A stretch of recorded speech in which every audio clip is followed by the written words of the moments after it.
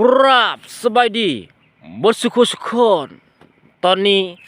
จะให้ทุกคนมาเบิ่งที่ทำงานของผู้ข้า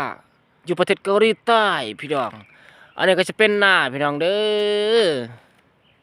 จนก็สิลาดแล้วก็สิดำแล้วพี่น้องเอ้ยนี่พี่น้องสมบรรยากาศเบิ่งต้นไม้ใบหญ้าก็เขียวสับลาบป่านเสือตัวเองพี่น้องใครเข้ามาเบิ่งคลิปนี้ก็ขอให้ทุกคนกดใจกดไลค์กดติดตามพี่น้องเนาะสบายดีเนาะหมดสักคนหลายคนที่ถามมาว่าอยากไปเฮ็ดเวียกประเทศเกาหลีใต้บางคนก็ทักมาทาง WhatsApp บางคนก็ทักมาทาง Facebook ขับป่านก็บ่มีเวลาตอบหมดทุกคนเนาะอยากให้ทุกคนมาเบิ่งอยู่คลิปนี้แล้วคืออันน่ะตอนที่กำปั้นไลฟ์สดเนาะเพราะไรที่ว่าอยากไปก็คือถ้ามีบริษัทบางบริษัทลงไปที่เมืองพวกทานอยู่ว่ามีบริษัทต้องการแรงงานจะไปเฮ็ดเวียกประเทศเกาหลีใต้แล้วพวกทานก็ไปถามอยู่องค์การสวัสดิการเมืองที่พวกทานอยู่ก็แล้วก็ไปสมัครพี่น้องถ้าผู้ใดบ่มีพยาธิจะเป็นเพศสัมพันธ์พยาธิปอดพยาธิตังส่งพยาธิวัณโรค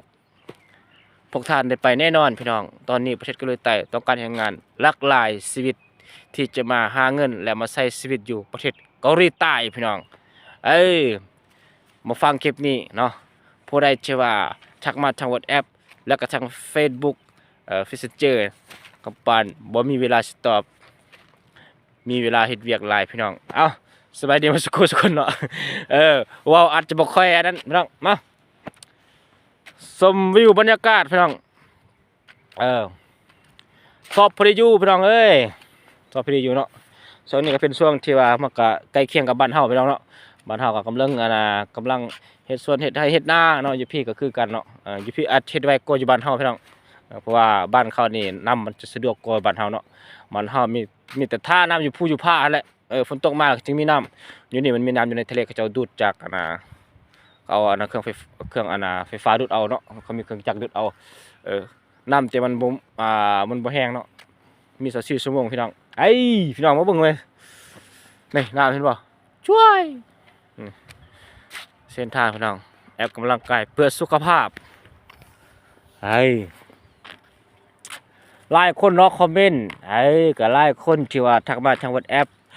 ทาง Messenger เนาะคำปานก็บ่มีเวลาสิมาตอบหมดทุกคนเนาะอยากให้ทุกคนมาเบิ่งคลิปและตอนที่คำปานไลฟ์สดเนาะใครอยากถามก็ถามตอนไลฟ์สดใคร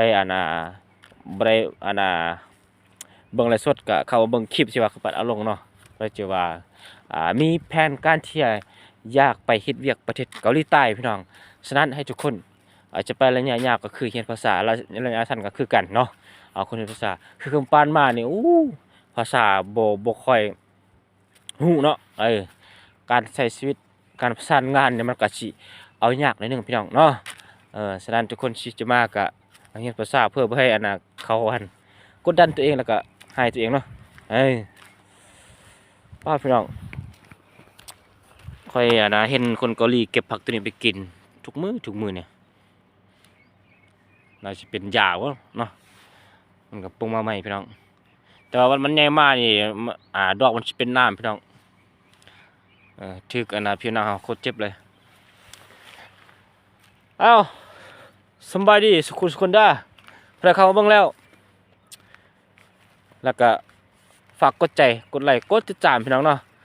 อย่าลืมเข้าไปติดตามเพจใหม่ชื่อเพจห้านขายยาพื้นเมืองลาวห้านขายยาพื้นเมืองลาวเป็นภาษาลาวเด้อพี่น้องเด้อเป็นเพจใหม่เนาะเพจตัวนี้นี่มันตกอยู่ในความเสี่ยงมีปัญหาถึกปิดกันฉะนั้นให้ทุกคนที่อยากติดตามเข้าไปติดตามในเฟซห้านขายยาพื้นเมืองลาวบ๊ายบายมาสุขสุขคน